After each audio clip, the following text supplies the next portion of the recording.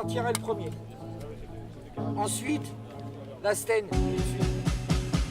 Alors nous sommes l'association Reconstitution 17, nous sommes une association qui représente les conflits du XXe siècle, donc de la guerre 14-18 jusqu'à la première guerre du Golfe. Et la particularité, c'est que nous, pour un côté ludique, on a rajouté de l'airsoft à tout ceci, plus des véhicules, et on fait tourner tous les trois ensemble dans un esprit de jeu. Donc l'unité qu'on va vous faire découvrir maintenant est la 3e division d'infanterie américaine, qui met pour la première fois un pas sur le continent américain en 1918. Donc comme vous pouvez le remarquer, il y a un patch sur les épaules des soldats ou sur les casques qui correspond en fait aux batailles que cette division a menées en 1917. Trois bandes bleues qui correspondent aux 3 batailles de la Marne. En fait, en 1918, on termine la guerre le 11 novembre et on les retrouve en fait le 8 novembre 1942 au Maroc, où elles participent à l'opération Torche, qui est le débarquement des forces anglo-américaines en Afrique du Nord. Donc cette division va s'illustrer contre l'Africa Corps pendant la bataille de Tunisie. Et après on la retrouve un peu plus tard, pendant la bataille d'Italie, qui a lieu entre 43 et 44.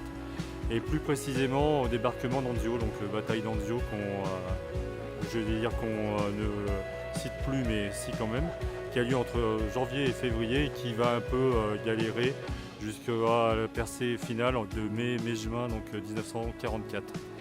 La division est rembarquée aux alentours, je crois, de mars-avril 1944 pour participer au débarquement de Provence, opération Anvil, qui a lieu le 15 août.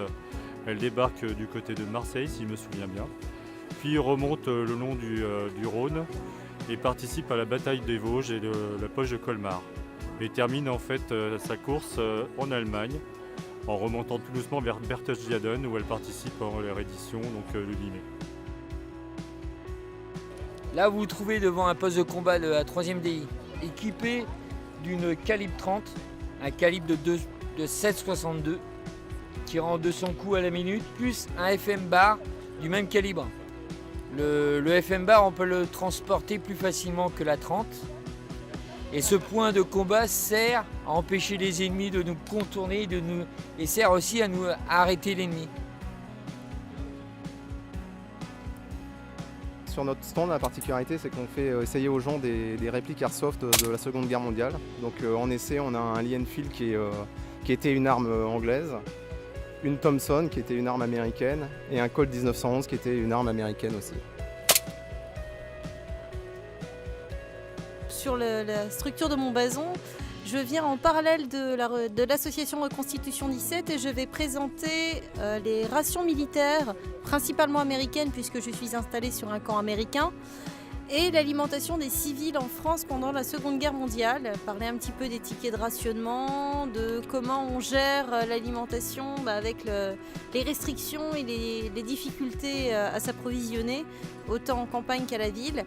Et puis un petit peu ce que mangeaient les militaires, donc principalement les Américains. Ça permet aussi d'avoir une petite vision de ce que mangeaient les gens, de comment ils le mangeaient, et puis des difficultés qu'avaient certains, soit au niveau de la restriction calorique, soit au niveau du manque de variété, surtout au niveau des rations militaires qui provoquaient des problèmes de carence à la longue, parce que vous mangez que des conserves et qu'au bout d'un moment, ça manque de produits frais.